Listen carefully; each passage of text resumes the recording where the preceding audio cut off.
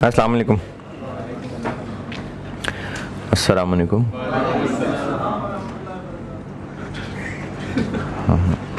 दुरूद शरीफ पढ़ना।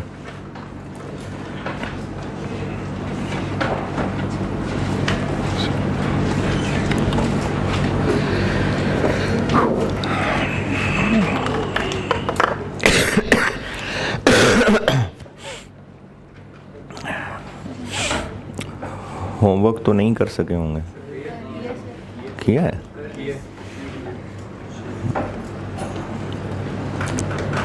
FR1 तो मैंने छोड़ी थी रात को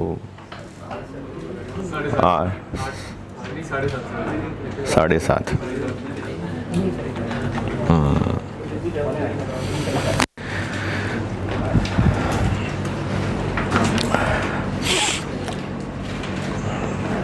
चलें, किया है तो बहुत अच्छी बात है।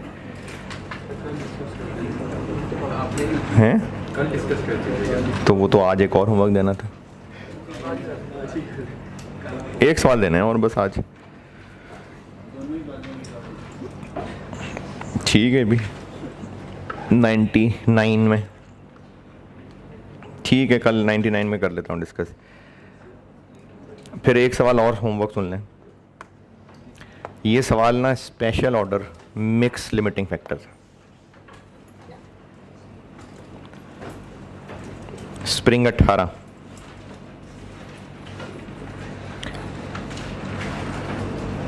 सर्वर के नाम से होगा।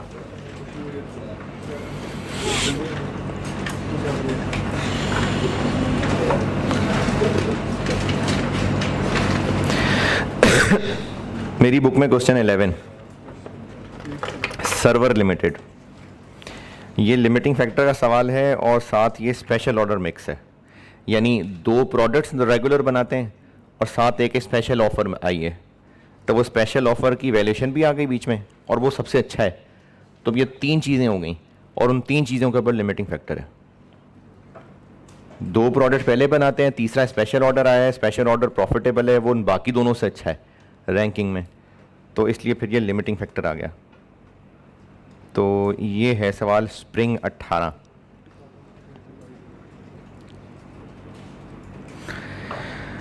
सवाल लिखें।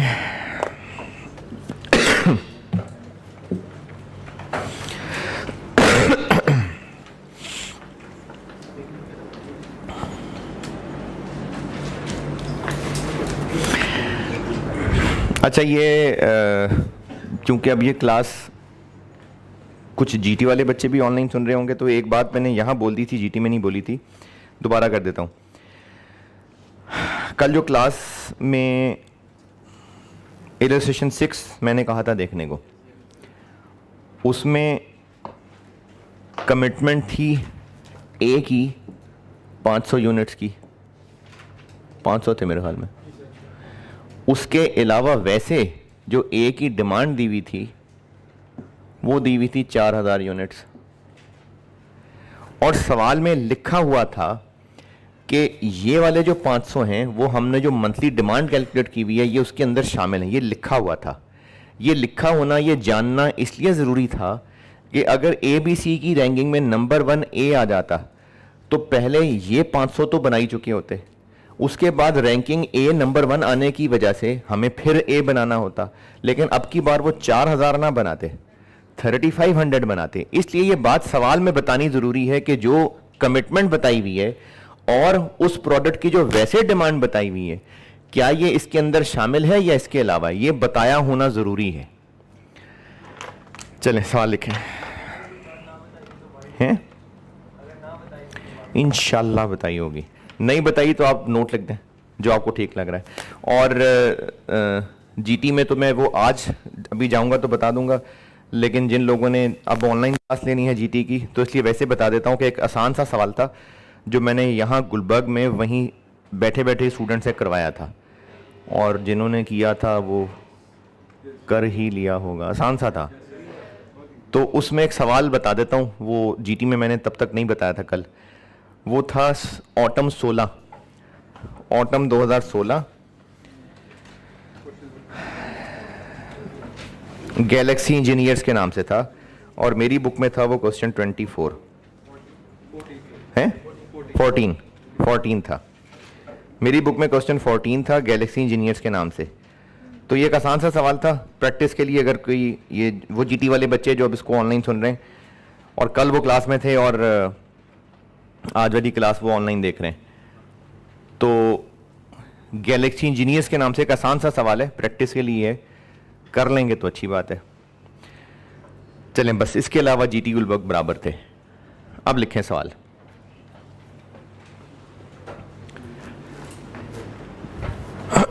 दो प्रोडक्ट्स हैं, प्रोडक्ट वाइज इंफॉर्मेशन बताऊंगा। छोटा सा सवाल है, एक छोटा सा सवाल है, इससे मैंने आपको एक चीज सिखानी है और फिर वो नोट लिखवा दूंगा वो चीज सिखा के। दो प्रोडक्ट्स हैं ए और बी, मंथली डिमांड यूनिट्स में,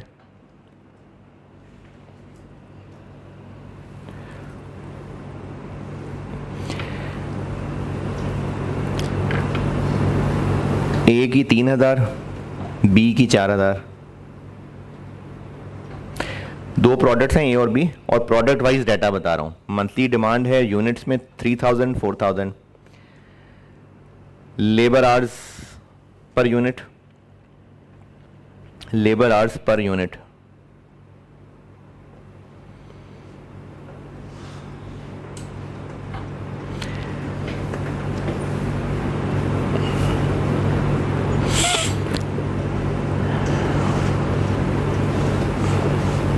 पांच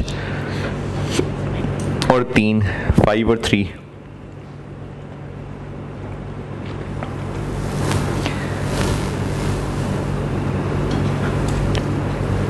और material required per unit, material required per unit 6 kilo और 5 किलो, 6 और 5।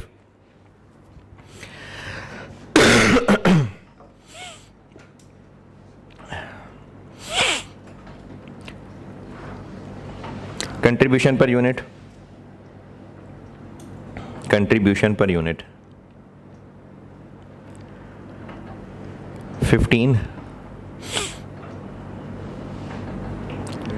और 18, 15 रुपए और 18 रुपए।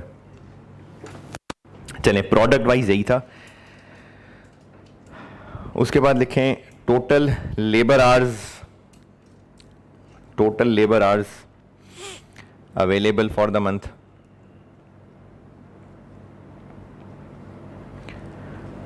$22,000, 22,000। Total material supply, total material supply available for the month,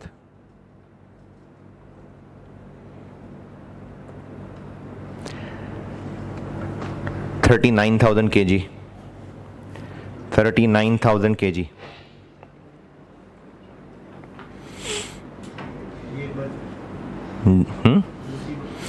पहले मैंने बताया है लेबर अवेलेबल 22,000 आवर्स और material supply available 39,000 kg, 39,000 kg।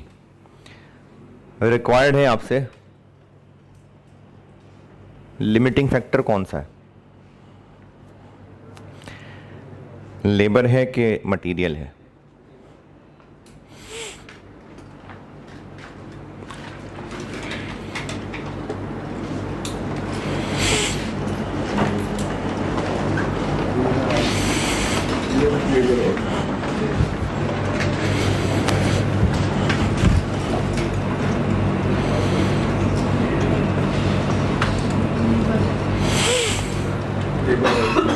हाँ जी, लेबर आवर्स, क्योंकि जितने लेबर आवर्स चाहिए वो हैं 27, जबकि अवेलेबल 22 हैं, और मटेरियल जितना चाहिए वो 38 है और अवेलेबल 39 है।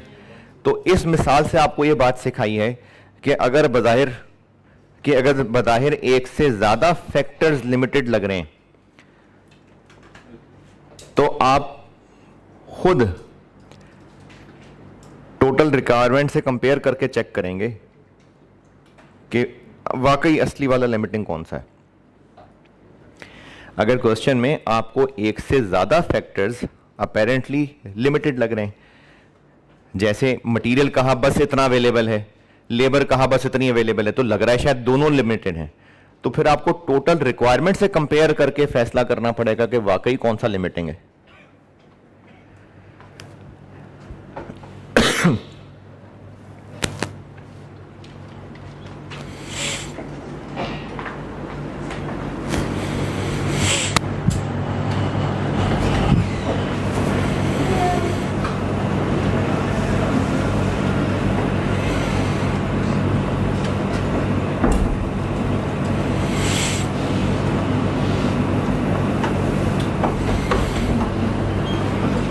ठंडा तो नहीं है?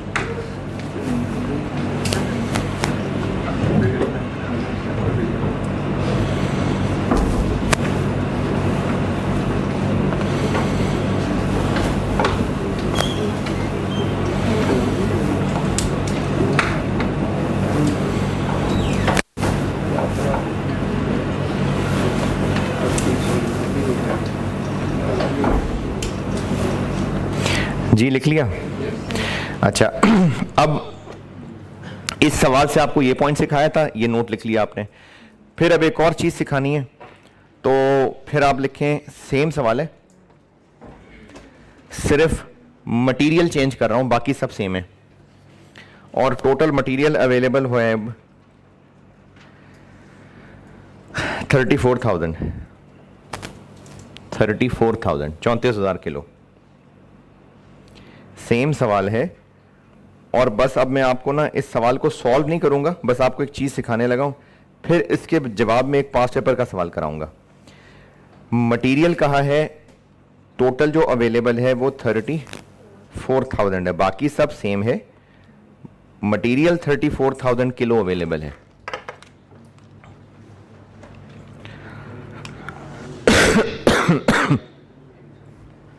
अब एक काम ये करें,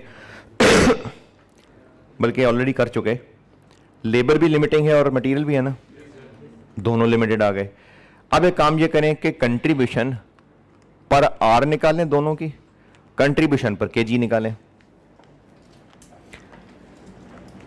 यानी लेबर लिमिटिंग फैक्टर का सवाल होता तो रैंकिंग कर दें, और मटेरियल लिमिटिंग फैक्टर का सवाल होता तो रैंकिंग कर दें। कैसे करते हैं रैंकिंग प्रोडक्ट की? दोनों ही लिमिटिंग हो गए ना अब, तो दोनों के हिसाब से अलग अलग करके रैंकिंग कर दें। नहीं समझ आ रही बात। ए और बी कंट्रीब्यूशन पर यूनिट कितना है? 15 रुपए और 18 रुपए। अगर हम लेबर को देखें, अभी फिलहाल लेबर लिमिटेड है ना, कैसे पता चल रहा है? टोटल रिक्वायरमेंट से कम अवेलेबल है, तो इसके लिए चेक कर लेते हैं कि फिर रैंकिंग किसकी बेहतर है। इधर क्या है? 5, इधर 3, तो कंट्रीब्यूशन पर आर बन गया 3 और 6। तो इस एतबार से ये फर्स्ट है, ये सेकंड है। और अगर हम मटेरियल देखें तो वो भी लिमिटेड है ना। क्यों लिमिटेड हो गया अब? क्योंकि टोटल चाहिए 38,000 और अवेलेबल है 34, तो मटेरियल भी मसला कर रहा है। मटेरियल कितना चाहिए? 6 और 5, तो कंट्रीब्यूशन पर केजी कितना आ गया? 2.5, 3.6। अब कौन पहला है? यही। अच्छा, अब इस मिसाल से मैं जो कंक्लूजन बताने लगा हूं, उसके लिए ये मिसाल लिखवाई थी। इससे पहले वाली मिसाल का कंक्लूजन ओके? क्या बोला कि अगर आपको बज़ाहिर एक से ज़्यादा लिमिटेड लग रहे हैं तो आप चेक करें, धोखा ना खाएं, चेक करें, देखें वाकई रिस्ट्रिक्शंस हैं, जितना चाहिए उससे कम है। तो वो हल ये निकला कि नहीं, मटेरियल का धोखा ही था, असल में लेबर ही मसला था। लेकिन अगर चेक किया और पता चला कि एक से ज़्यादा लिमिटिंग है, तो क्या करना है ये बताने लगा हूं।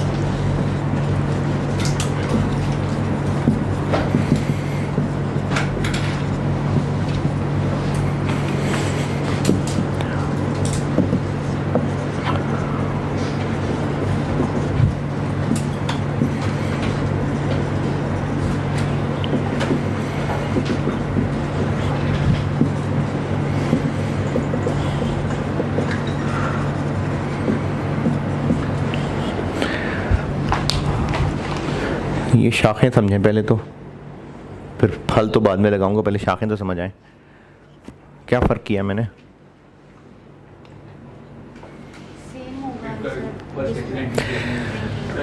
लेबर के मुताबिक ये बेहतर है, मटेरियल के मुताबिक भी यही बेहतर है, तो रैंकिंग सेम है। हो सकता है कि लेबर के मुताबिक ये बेहतर आ रहा होता, मटेरियल के मुताबिक ये बेहतर आ रहा होता, तो फिर ये राइट वाली शाख है। अगर तो राइट वाली शाख है तो ये आपकी औकात से बाहर है, इसका सोल्यूशन लीनियर प्रोग्रामिंग होता है और वो आपके स्कोप में नहीं है।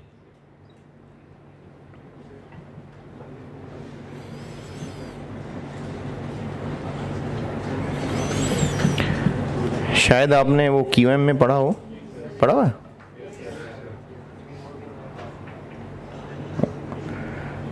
वो भी मुश्किल था। हाँ, चलें BFD में पहुंचेंगे तो बताऊंगा। BFD में है ये इट्स सोल्यूशन।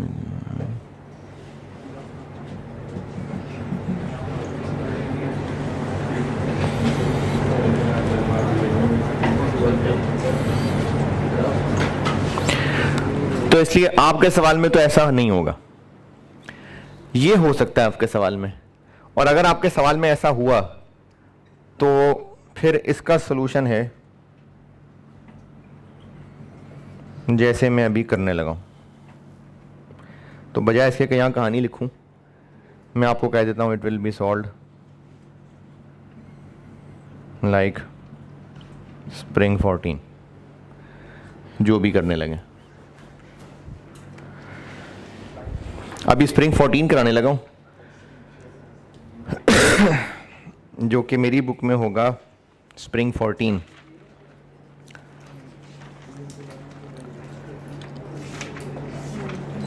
मेरी बुक में है ये क्वेश्चन नंबर 19, साइंटिफिक केमिकल्स के नाम से सवाल है। स्प्रिंग 2014 अटेम्प्ट का क्वेश्चन 7 था, मेरी बुक में क्वेश्चन 19।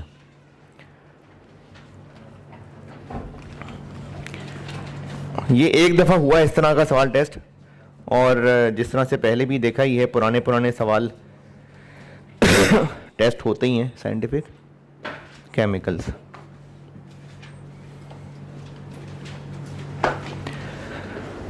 तो अगर एक से ज़्यादा फैक्टर सवाल में लिमिटेड हुए तो सबसे पहले तो धोखा नहीं खाना, चेक करना है क्या वाकई लिमिटिंग है।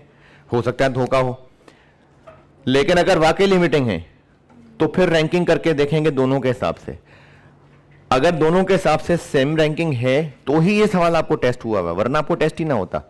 रैंकिंग फर्क होती तो वो आपको टेस्ट ही ना होता, वो तो आपके स्कोप से बाहर है। तो इसलिए अगर आपको ये टेस्ट हुआ तो यकीनन रैंकिंग सेम ही आनी होगी। तो फिर उसका क्या हल करेंगे, जैसे भी स्प्रिंग 14 में बताने लगा। पढ़ लें स्प्रिंग 14।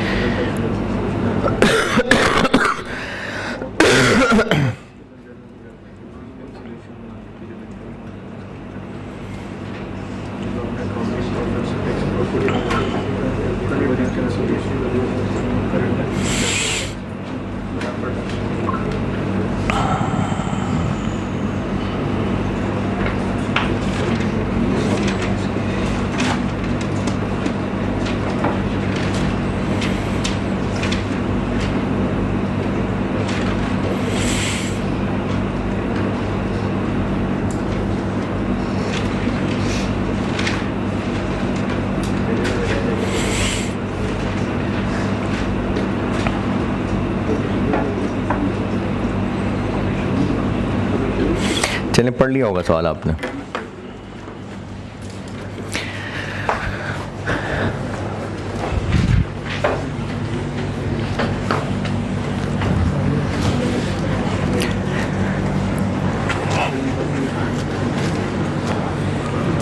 कौन कौन सा फैक्टर रिस्ट्रिक्टेड लग रहा है? मटेरियल कौन सा? मटेरियल बी और कौन सा लेबर? Skilled labour. तो दो फैक्टर्स हैं जो लिमिटिंग लग रहे हैं। तो पहले तो चेक कर लेते हैं कि वाकई हैं या एमी शोशा ही है बस। कैसे चेक करें? हैं? टोटल रिक्वायर्ड को कंपेयर कर लें। तो टोटल रिक्वायर्ड निकाल लेते हैं।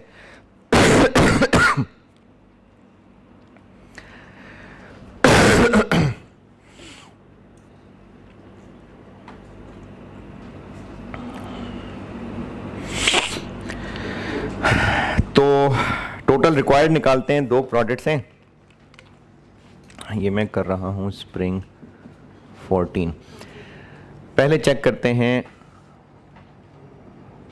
Checking for limiting factor. क्योंकि दो रिस्ट्रिक्टेड लग रहे हैं ना, तो पहले हम इसको चेक करेंगे, पता चलेगा लिमिटिंग फैक्टर कौन सा, तो सवाल करेंगे ना, इसलिए पहले हम चेक करने लगे हैं। शक पड़ रहा है मटेरियल बी और लेबर पे, तो पहले इनको चेक कर लेते हैं। मटेरियल बी करते हैं चेक। टोटल चाहिए कितना?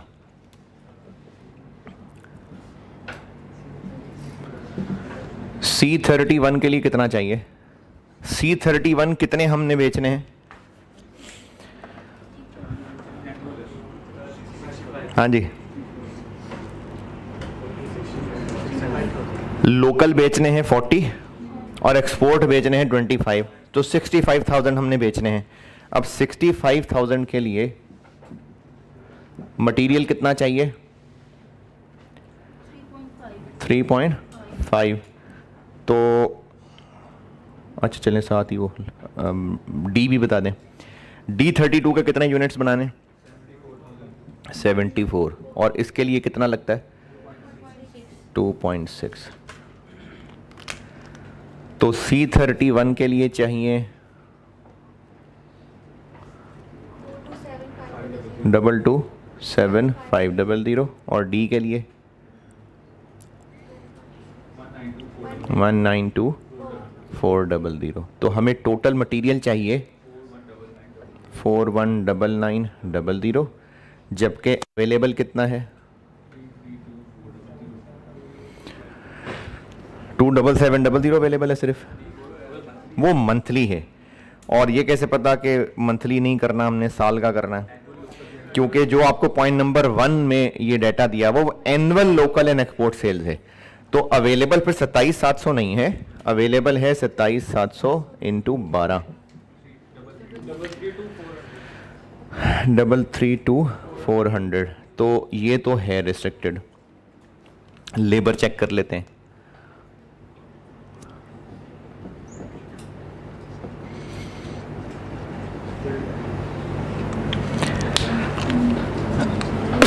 स्किल्ड लेबर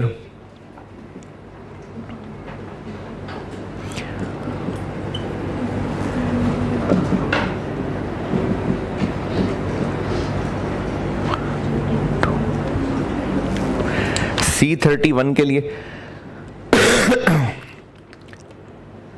65,000 यूनिट्स बनाने और एक के लिए लेबर आर लगते हैं 2.4 और डी के बनाने हैं 74 और एक के लिए लेबर आर लगते हैं 2।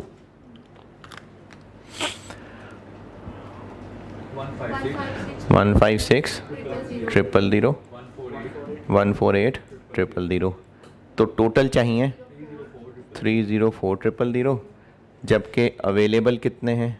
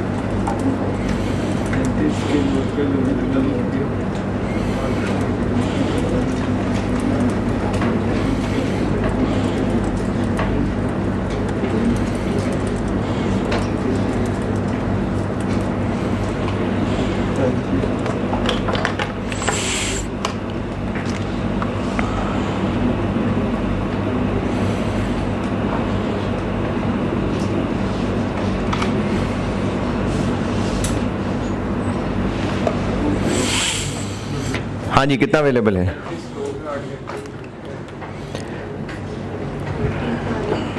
एक शिफ्ट होती है 8 घंटे की, दिन में होती हैं 3 शिफ्टें।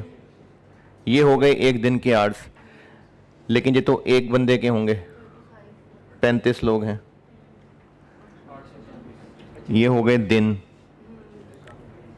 महीने में हो गए 25 दिन काम और साल में हो गए 12 महीने। 252,000 तो हाँ, दोनों ही रिस्ट्रिक्टेड हैं।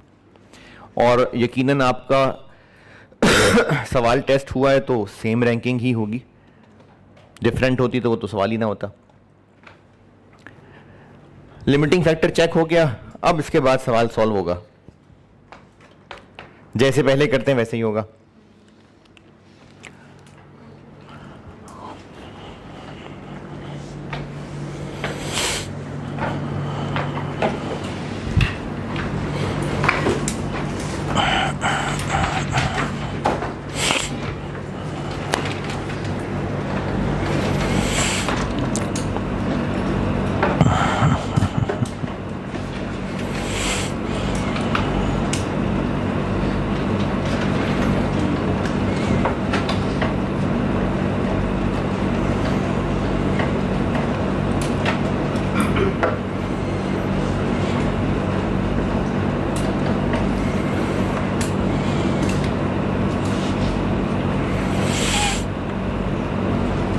यहाँ तक नोटेड।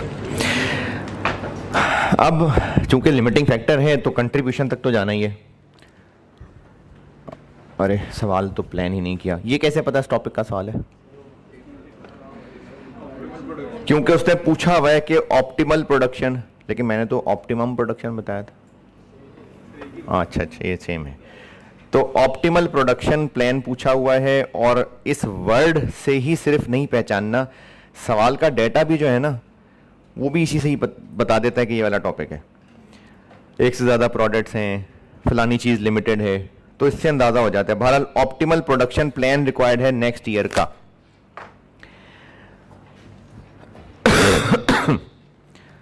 तो कंट्रीब्यूशन पर यूनिट निकालनी है पहले। C31 और D32 कंट्रीब्यूशन निकालने लगा। सेल प्राइस कौन सी लिखूं? ये तो दो हैं। लोकल अलग है, एक्सपोर्ट अलग है, तो प्राइसेस तो डिफरेंट है। लोकल वाली दोनों को अलग अलग कर लें, दोनों को ऐड करके लिख लें, वेटेड एवरेज कर लें। क्यों लोकल? रिक्वायरमेंट पूरी नहीं ना पढ़ते लोग। रिक्वायरमेंट में क्या लिखा हुआ है कि एक्सपोर्ट करनी है। अच्छा, जब हम लोग रैंकिंग करने लगे हैं तो रैंकिंग इसलिए कर रहे हैं ना कि फैसला करना है कि कौन सा पहले बनाएंगे, दूसरा बनाएंगे भी कि नहीं बनाएंगे। तो एक्सपोर्ट पे तो फैसला है ही नहीं, वो तो करनी ही करनी है। तो जब वो करनी ही करनी है तो रैंकिंग में उसको लाके क्या करना है, इसलिए हम ये सिर्फ लोकल से दोनों रैंकिंग करेंगे। और अगर वो कमिटमेंट वाला मसला ना होता तो फिर हम 4 बनाते, 31 लोकल अलग, एक्सपोर्ट अलग, 32 लोकल अलग, एक्सपोर्ट अलग। फिर हम इनको 4 अलग अलग लेके चलते। अभी चूंकि वो कमिटमेंट है इसलिए रैंकिंग सिर्फ लोकल के लिए चाहिए, क्योंकि जो काम करना ही करना है उसमें रैंकिंग में लाके क्या करना है। तो इसलिए हमें सिर्फ ये लोकल के हिसाब से रैंकिंग करनी है।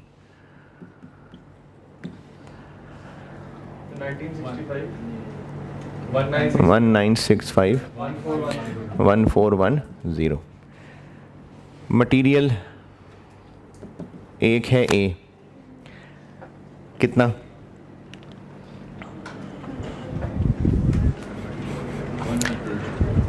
तो मटेरियल 25 रुपए किलो है, तो 25 रुपए एकदम सामने 25 पर केजी है, हमें पर यूनिट बनाना है। तो जितने जितने किलो इस्तेमाल होगा उसको 25 से मल्टीप्लाई कर देते हैं। तो 25 इंटू जितने केजी इस्तेमाल होने, 100 कितना? 75। इसी तरह मटेरियल बी, ये भी रेट पर किलो दिया हुआ है, कितने रुपए किलो है?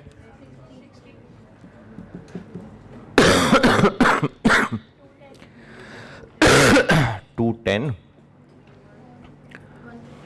156। और क्या है? स्किल्ड लेबर है। स्किल्ड लेबर के लिए क्या दिया हुआ है? पर आर रेट बताया हुआ है और आर्स दिए हुए हैं। पर आर रेट कितना है? तो 250 पर आर है और इनटू फिर जितने आर्स हैं 600 500। और कौन सा लेबर है? सेमी स्किल्ड है, इसका है 120 पर आर। हमें पर यूनिट चाहिए तो इनटू जितने घंटे लगेंगे, ये भी 600 300। वेरिएबल ओवरहेड्स ये उन्होंने ऑलरेडी पर यूनिट ही दिए हुए हैं, 125 60।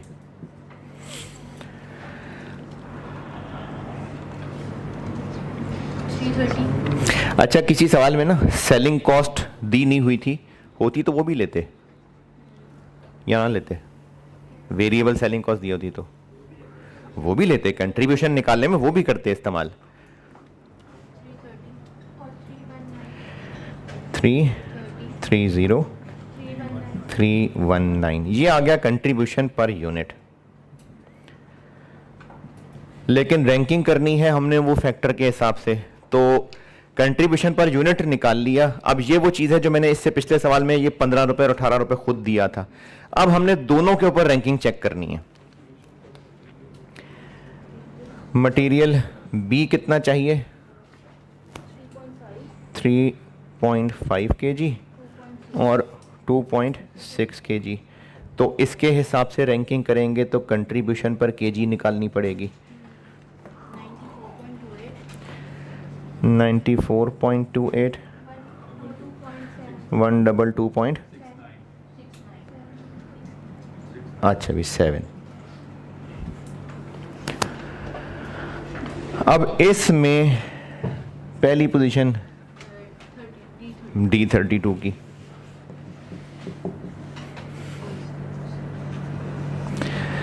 और दूसरी करने की जरूरत ही नहीं है, पता ही होगा आपको टेस्ट हो रहा है तो यकीनन सेम ही होगी, लेकिन फिर भी अपना काम ही क्रॉस चेक कर लेते हैं।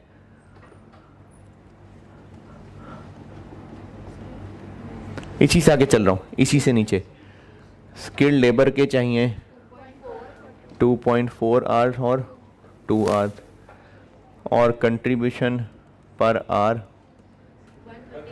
137.9.5। तो इसकी बेस पे रैंकिंग भी ऐसे ही है। अगर रैंकिंग डिफरेंट आ जाती आपसे तो आपने गलत किया होता, दोबारा चेक कर लेते कहाँ गलती है। लेकिन आपके लेवल पे सवाल आएगा तो सेम रैंकिंग ही होगी। सेम रैंकिंग, ये सारी बात क्या चल रही है, क्या कहानी है इसके पीछे? अगर एक से ज्यादा फैक्टर्स लिमिटिंग हैं तो डिफरेंट रैंकिंग हो ही नहीं सकती आपके लेवल पे। वो लीनियर प्रोग्रामिंग है, वो सीफैप में आएगी। और अगर आपको ये मल्टीपल फैक्टर्स टेस्ट हुए भी तो वो सेम रैंकिंग वाले होंगे। अब आगे, अगर एक ही फैक्टर का सवाल होता तो आधा हो गया। अब अगला काम हम इस रैंकिंग के मुताबिक ऑप्टिमम प्लान बनाते। 2 लिमिटिंग फैक्टर आ गए ना, तो अब ये डबल सवाल है। अब हमें 2 प्लान बनाने पड़ेंगे। ये मिटाना है।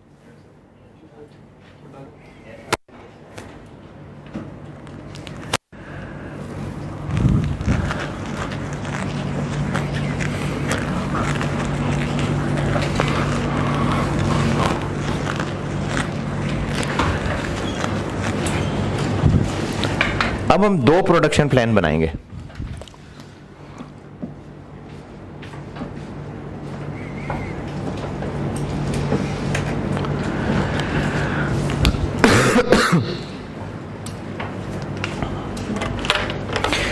कहीं किसी को ये तो नहीं लग रहा कि मैं चाय पिलाने लगा, है ना?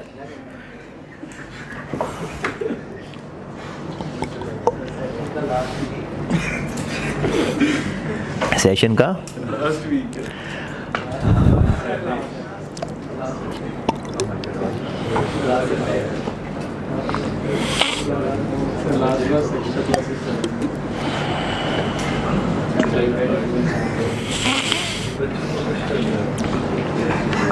मतलब चाय पिला दूं तो बच्चों को खुश कर दें आज।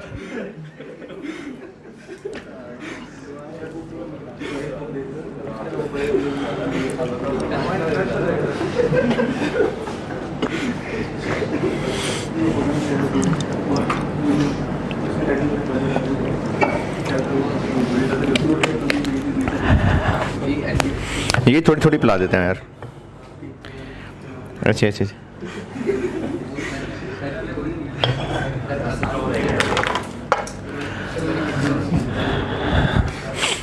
अब 2 फैक्टर्स लिमिटिंग लग रहे हैं ना, तो 2 प्लान बनेंगे। मटेरियल बी के हिसाब से अलग और लेबर के हिसाब से अलग।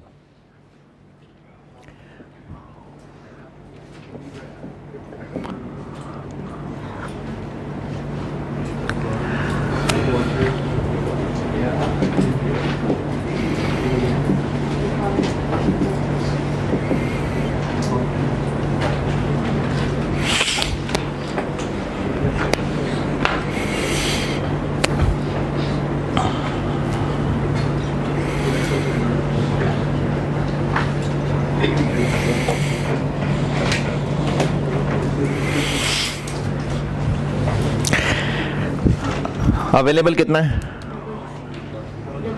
3324। यहां से हो जाएगा स्टार्ट। और पहले हम लोग करेंगे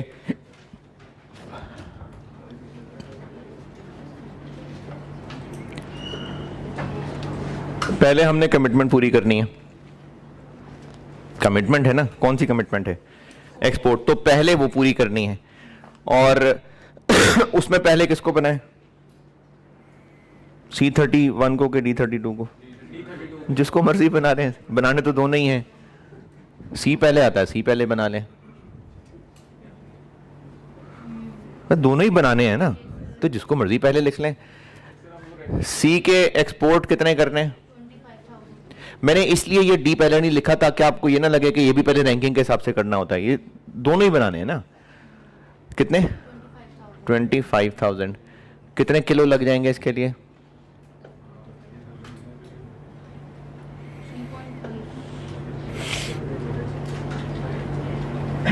87,500 और डी के कितने एक्सपोर्ट कर देने? 24,000। कितने किलो खा जाएगा ये? 62। तो इन दोनों के बाद कितना बैलेंस बच जाएगा? 182500। अब आते हैं रैंकिंग पे।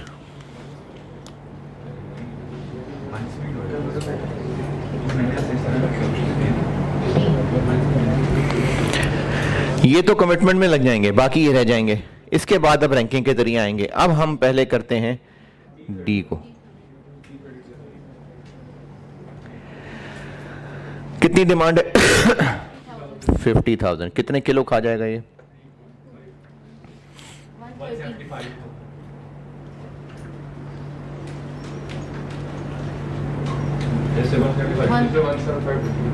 अच्छा, 175। बाकी रह जाएंगे। सर ये मल्टीप्लाई 2.6 से होना है। पता नहीं, मैं तो सुनी सुनाई बात कर रहा हूँ। 130 है। 130। बाकी रह गया, वही मैं देख रहा था कि पिछले टाइम में तो उतने नहीं लगे थे किलो, अभी तो। ये सर और अब बनाएंगे C31। C31 हम बना सकेंगे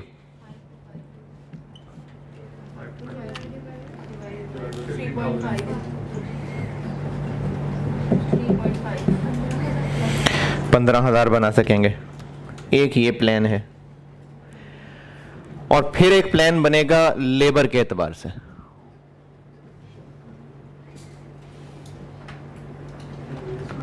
यानी अगर एक से ज्यादा फैक्टर्स रिस्ट्रिक्टेड लग रहे हैं तो सबसे पहले तो आप चेक करें कि वाकई रिस्ट्रिक्टेड है या धोखा है, जो अभी आज के सबसे पहले सवाल में किया था। लेकिन अगर वाकई ही दोनों रिस्ट्रिक्टेड हों तो फिर दोनों के हिसाब से रैंकिंग करनी है, और दोनों के हिसाब से सेम रैंकिंग ही आ रही होगी, तभी आपको सवाल टेस्ट हुआ होगा। फिर भी चेक कर लेना बेहतर है, आपने कहीं गलती ना की हो। दोनों के हिसाब से रैंकिंग निकली सही, फिर दो प्रोडक्शन प्लान बनेंगे, एक के हिसाब से दूसरे के हिसाब से। और अभी मैं बना लेता हूं स्केल के हिसाब से।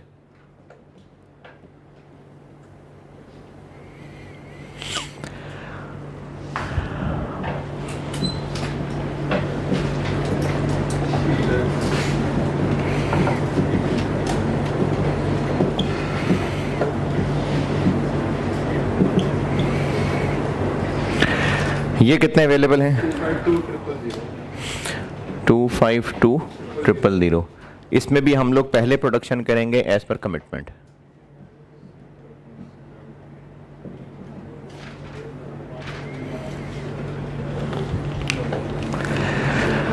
C31 बनाएंगे एक्सपोर्ट वाला 25,000। कितने आवर्स ले जाएगा ये? 60,000। D32 बनाएंगे 24,000, 48,000। और बाकी रह जाएंगे 144। फिर आएंगे रैंकिंग पे।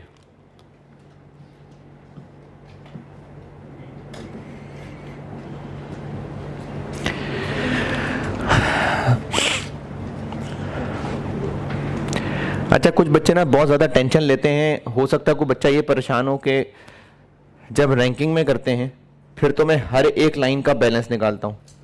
यहाँ मैंने इसके सामने अलग से बैलेंस क्यों नहीं निकाला? निकाल दें, निकाल लें, कोई मसला नहीं है। इसके सामने भी निकाल लें, फिर इसके सामने निकाल लें। इसमें तो हर लाइन में जानना इसलिए ज़रूरी होता है कि अगली लाइन बन भी सकती है कि नहीं बन सकती। यहाँ मैंने बस लाइन बचा ली एक, अगर नहीं इसके सामने बैलेंस लिखना है लिख लें। यानी ये कोई शर्त नहीं है कि इसमें बैलेंस नहीं लिखना और इनमें लिखने हैं, इसमें भी दोनों में लिख लें बैलेंस। अब निकाल लेते हैं हम रैंकिंग के हिसाब से। तो पहले बनाएंगे D32।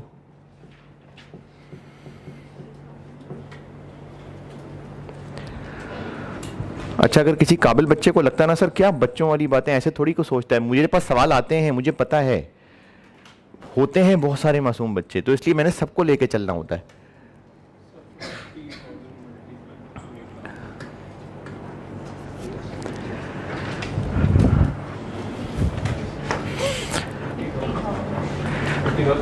$50,000 यूनिट्स हैं। कितने आवर्स ले जाएगा ये? 1,00,000, बाकी रह जाएगा 44, और C31 बना पाएंगे हम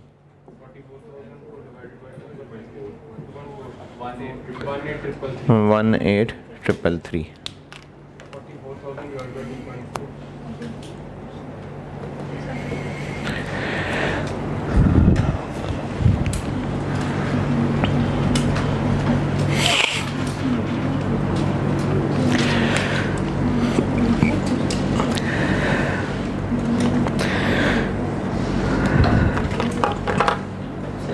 जी जी, सर ये जो एज पर रैंकिंग कर रहे हैं, ये C031 अगर हम पहले करें तो अगर उसके और ज़्यादा हो तो फिर D032 थोड़ी ना नहीं है। यानी आप कह रहे रैंकिंग के अगेंस्ट चलें? सर मतलब कि C032 जो है हाँ, ये पहले के नहीं है, क्योंकि रैंकिंग में इसका नंबर दूसरा आ रहा है ना यार, ऐसे ना कर रहे तो मैं तो खत्म करा चुका है टॉपिक अपनी तरफ से। रैंकिंग के मुताबिक, एज पर रैंकिंग ना,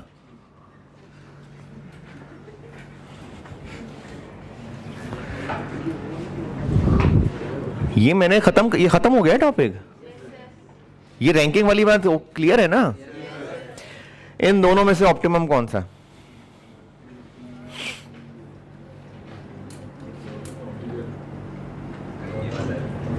है? लेबर वाला है?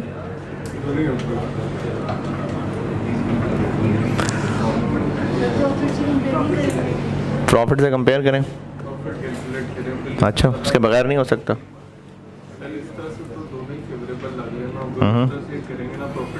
दोनों ही कैसे फेवरेबल लग रहे हैं?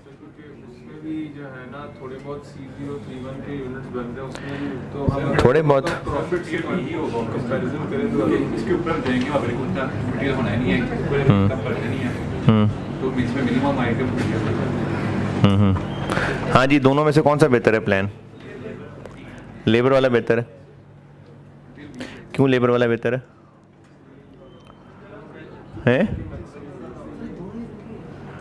दोनों ही क्या? दोनों ही बेकार है?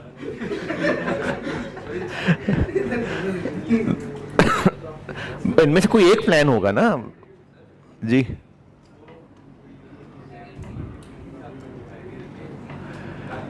कंट्रीब्यूशन से मल्टीप्लाई करके चेक कर ले।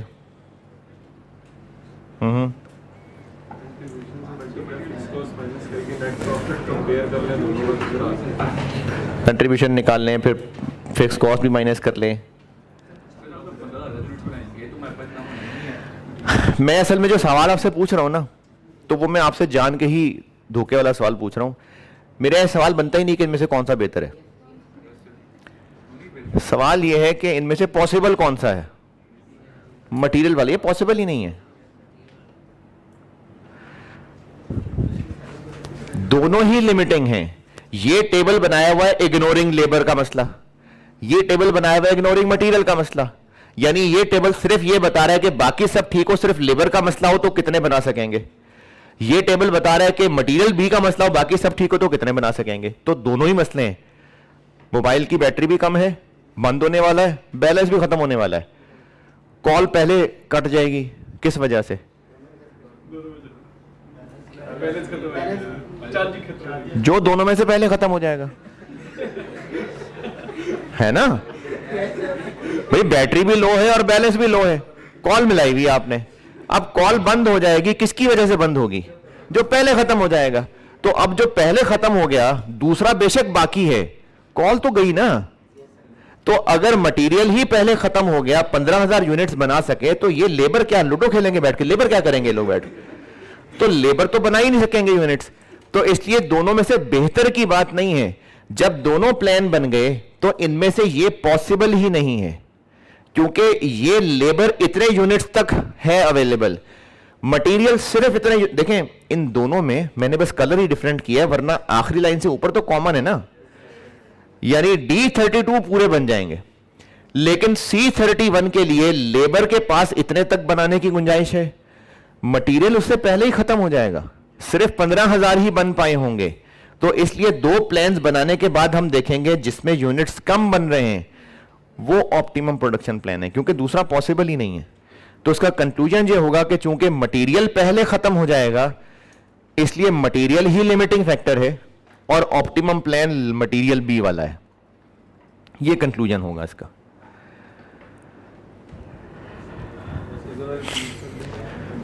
ये कंक्लूजन होगा इसका। दो लिमिटिंग फैक्टर हैं, दोनों का प्लान बनाएं, जिससे यूनिट्स कम बन रहे हैं वही लिमिटिंग है, दूसरा तो पॉसिबल ही नहीं होगा ना।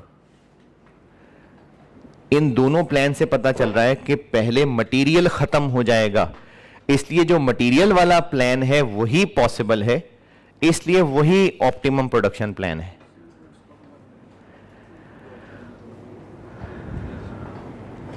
जिसमें यूनिट्स कम बनते नजर आ रहे हैं, इसका मतलब वो पहले खत्म हो जाएगा, तो फिर वही मसला है, वही लिमिटिंग है, और इसलिए उसी का जो प्लान है वही ऑप्टिमम प्रोडक्शन प्लान है। सर अगर लेबर आवर्स कम होते और मटेरियल की यूनिट ज्यादा होती तो फिर हमने लेबर आवर्स को जाहिर है, मैंने कहा मटेरियल हमेशा होगा जिससे कम बनेगा ना। तो अगर लेबर से कम बन रहे होते तो लेबर। तो अगर एक से ज्यादा लिमिटिंग फैक्टर्स सवाल में बजाहिर लग रहे हैं, तो सबसे पहले तो यह करना है कि चेक करेंगे कि हैं भी कि नहीं। तो अगर चेक करके पता लगा कि धोखा ही था, असल में एक ही लिमिटिंग फैक्टर था, तो नॉर्मल सवाल है। लेकिन अगर एक से ज्यादा लिमिटिंग है तो रैंकिंग हर एक की सेम ही निकलेगी, और फिर सवाल जैसे करते हैं वैसे करें, लेकिन एक एडिशनल काम यह करना पड़ेगा कि एक टेबल और बनाना पड़ेगा, और फिर इन टेबल्स में से जिससे कम यूनिट्स बनने हैं, इसका मतलब है वो वाला फैक्टर पहले खत्म हो जाएगा, तो दूसरा वाला टेबल फिर पॉसिबल ही नहीं होगा। तो इसलिए मटेरियल बी वाला जो प्रोडक्शन प्लान है यही ऑप्टिमम प्लान है।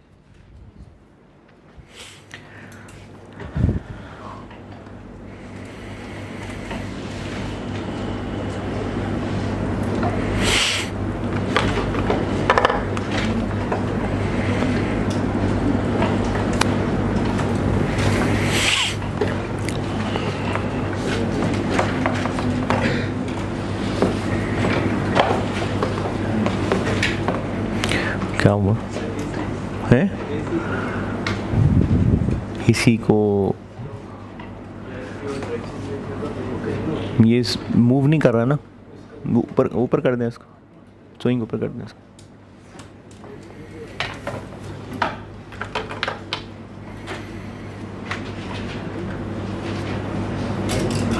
अभी भी डायरेक्ट थ्रो आ रही है।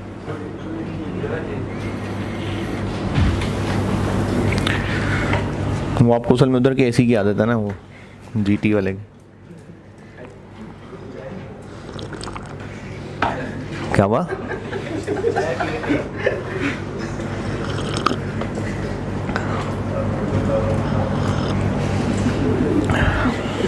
यार चाय मंगवाने में ना देर हो जानी है, फिर वो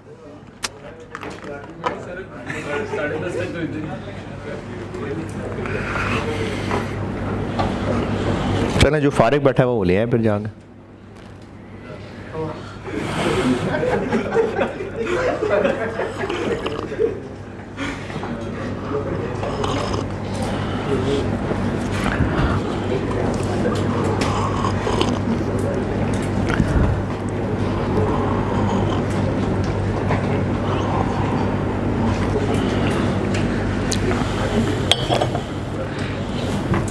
ये रहने दे, मज़े की नहीं होती, मैंने देखी है, नहीं मज़े की नहीं होती है ऐसी। आप लोगों का ऐसी मुंह का जायका ख़राब हो जाएगा, फिर आप कहेंगे सर बात करें छुट्टी दे दें, फिर बड़े मसाइल होंगे बाद में।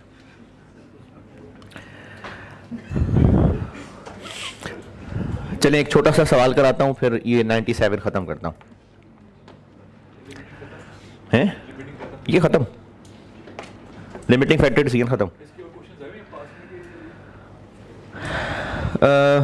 हाँ, ये इनफैक्ट ये काम नहीं ख़त्म, मेक और बाय कराने लगा हूँ, उसमें भी लिमिटिंग फैक्टर मिक्स हो जाता, तो इसलिए ये काम चलने लगा है अभी, लेकिन लिमिटिंग फैक्टर डिसीजन ख़त्म।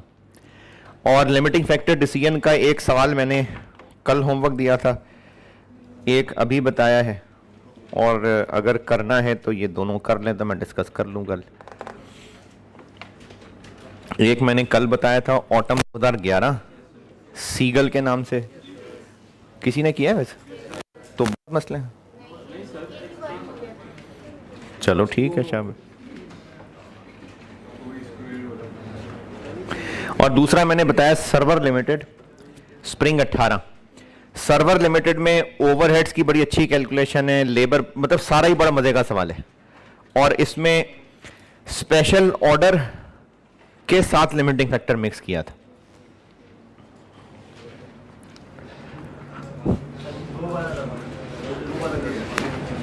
ये वाला कर रहे हैं भी, चलें कर लें।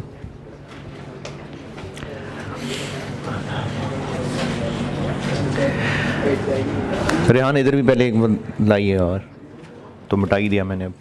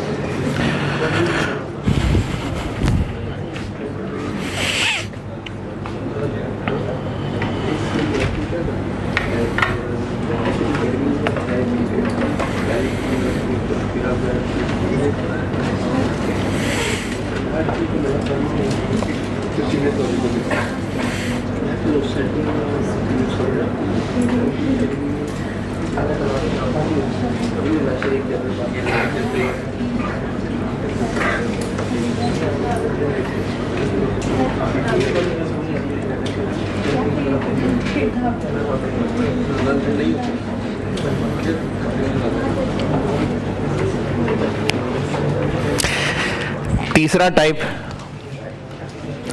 मेक और बाय डिसीजंस।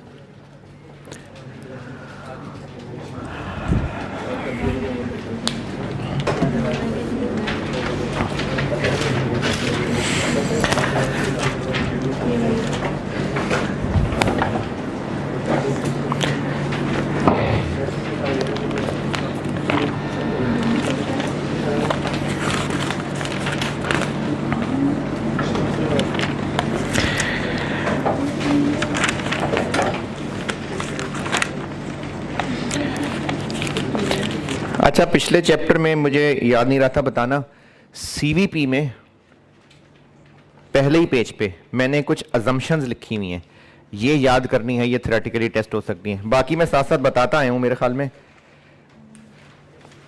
वेरिएंस में मैंने बता दिया था। वेरिएंस में टाइप्स ऑफ स्टैंडर्ड कहे थे और वो वेरिएंस के रीजंस कहे थे। उसके बाद मैंने टारगेट कॉस्टिंग के भी बता दिए थे। फिर मैंने क्या पढ़ाया था? नहीं, वो तो बहुत पहले की बात है।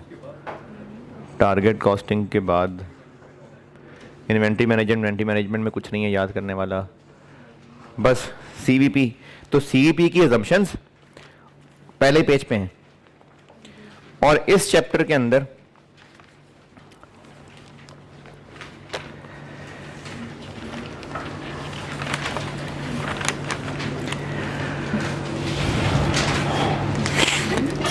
शॉर्ट टर्म डिसीजन मेकिंग वाले चैप्टर के अंदर पहले ही पेज पे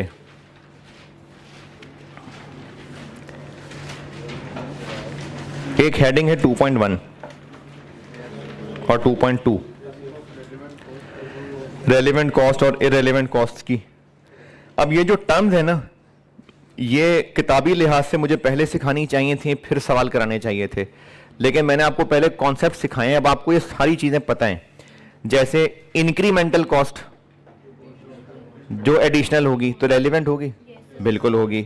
डिफरेंशियल कॉस्ट, पहले वर्कर को 500 देते थे, इस जॉब पे लाने पे 550 दे रहे होंगे, 50, तो वो रेलिवेंट है। अवॉइडेबल कॉस्ट कि अगर ये जॉब ना होती तो खर्चा ना होता, तो वो रेलिवेंट चीज है। अपॉर्चुनिटी कॉस्ट रेलिवेंट है। संक कॉस्ट, संक कॉस्ट कहते हैं जो खर्चा हो चुका हुआ था, इररेलेवेंट है। अनअवॉइडेबल कॉस्ट होना ही होना है, तो डिसीजन करें ना करें फर्क नहीं पड़ता, इररेलेवेंट है। कमिटेड कॉस्ट, ये भी इसी जैसा ही है, कमिटेड कॉस्ट होनी है। तो ये कुछ नाम है जो मुख्तलिफ किताबों के अंदर होते हैं। आई कैप की बुक में ये नाम थे, और ये आपसे थ्योरेटिकली पूछे जा सकते हैं 2-3 नंबर का पार्ट। आपसे पूछा जा सकता है कि ब्रीफली डिस्क्राइब फॉलोइंग टर्म्स, तो मैंने उनकी अंग्रेजियां लिख दी और मिसालें आपको पहले ही पता हैं। फिर भी अगर किसी को लगता है कि इसकी मिसालें नहीं पता चल रही, तो इनकी एक एक दो दो मिसालें आई कैप की बुक में इन नामों के साथ दी हुई हैं, वो पढ़नी हो तो पढ़ लेना। अदरवाइज ये सब अगर आप इनके नामों पे गौर करेंगे और उनकी डेफिनेशन पे गौर करेंगे ना, आपने जितनी पढ़ ली है रेलेवेंट कॉस्ट आप खुद बना सकते हैं। तो एक तो ये टाइप्स है। दूसरी चीज जो कि काफी इंपॉर्टेंट है, बड़ी दफा टेस्ट हुई है, वो है इससे रिलेटेड पेज 265 पे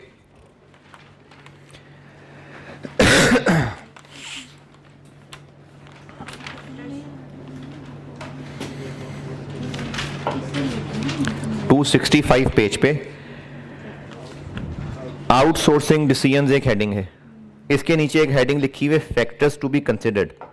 ये बड़ी दफा टेस्ट हुई है कि जब आउटसोर्सिंग डिसीजन करना है, अच्छा मेक और बाय, मेक मतलब खुद बना लेंगे और बाय खरीद लेंगे, तो जिससे खरीद लेंगे वो बना रहा होगा ना, तो इसी चीज को ना आउटसोर्सिंग डिसीजन भी कहते हैं। आउटसोर्सिंग डिसीजन, मेक और बाय डिसीजन को आउटसोर्सिंग डिसीजन भी कहते हैं।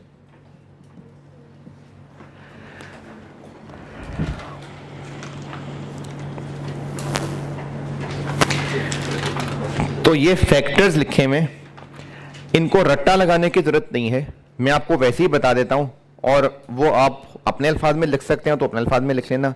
इनमें सिर्फ ये लिखा हुआ है कि जब हम ये फैक्ट डिसाइड करने लगें कि खुद बनाएं या खरीदें, अच्छा आल्दो के मैंने भी इसके नीचे अंग्रेजी नहीं बताई, लेकिन कौन सी ऑप्शन बेहतर होगी?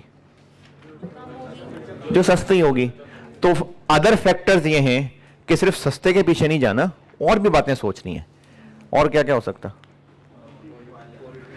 क्वालिटी, खुद बनाते थे और जिससे खरीदेंगे क्वालिटी तो नहीं खराब हो जाएगी कहीं, और कहीं वो सप्लायर हमें तंग तो नहीं करेगा, ये तो नहीं कि वो हमें मजबूर, वो क्या कहते हैं उसको, ब्लैकमेल करना शुरू कर दे, डिलीवरी रोक ले, पैसे बढ़वा दे, और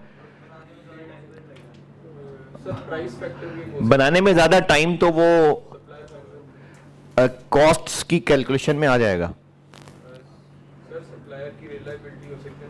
सप्लायर रिलायबल है, एन मौके पे ना मुकर जाए, तो एकदम से प्राइस बढ़ा दे, और सप्लायर मुकरना जाए, गायब ना हो जाए, रिलायबल है।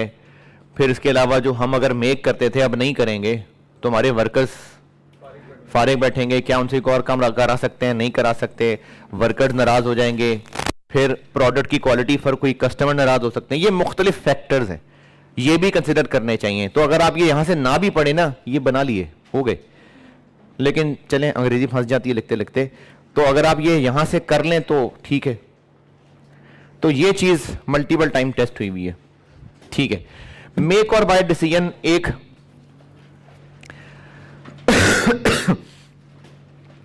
ये एक टाइप मैंने लिखी थी तीसरी, ये वो वाली बात मैंने की है। इसको मैं आगे 2 हिस्सों में बांट रहा हूं। एक है डिसीजन फॉर सिंगल प्रोडक्ट, यानी इस वक्त सिर्फ एक प्रोडक्ट की बात हो रही है, मैनेजमेंट सिर्फ एक प्रोडक्ट के बारे में कंसर्न है कि इस एक प्रोडक्ट को हम बनाएं या खरीद लें। मैं ये नहीं कह रहा बिजनेस का एक ही प्रोडक्ट है, मल्टीपल हो सकते हैं, लेकिन इस वक्त सिर्फ वो एक प्रोडक्ट पे कंसर्न है कि इसको खरीदें या बनाएं।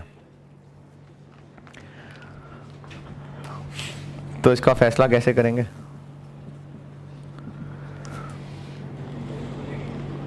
कैलकुलेशन करेंगे, फिर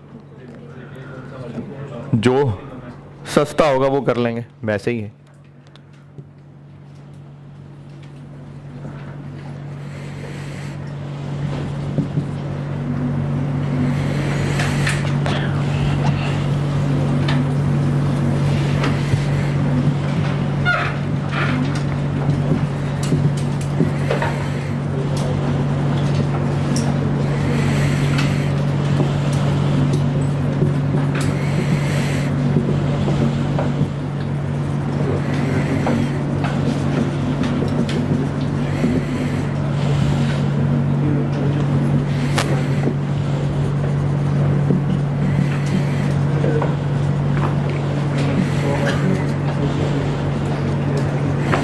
जो सस्ती ऑप्शन है वो सिलेक्ट कर लेंगे।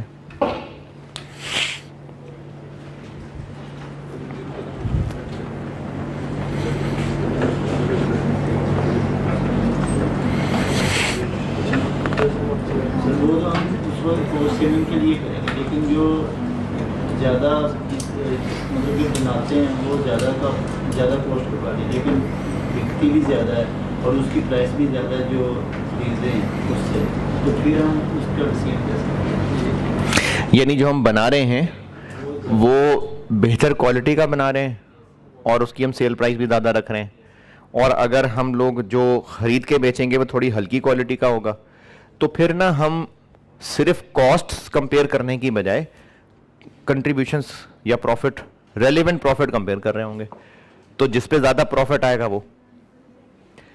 सवाल ये पूछा है कि अगर हम मेक करते हैं और उसकी क्वालिटी थोड़ी बेहतर होती है इसलिए सेल प्राइस ज़्यादा चार्ज कर पाएंगे, और अगर ख़रीद के बेचेंगे तो हल्की क्वालिटी का होगा उसकी सेल प्राइस कम रखेंगे, तो फिर हम दोनों ऑप्शंस, वो जनरल डिसीजन मेकिंग, दो ऑप्शंस हैं, दोनों का प्रॉफिट निकालेंगे रेलेवेंट आइटम्स को यूज़ करके, जिस पे ज़्यादा प्रॉफिट होगा वो।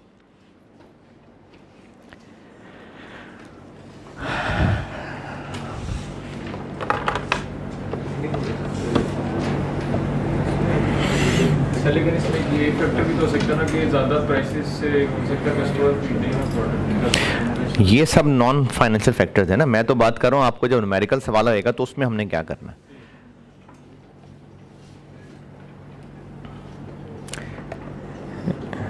एक सवाल छोटा सा करा के फिर 98 करूं या पहले करूं? पहले ब्रेक, चलो ठीक है 98 में मिलते हैं।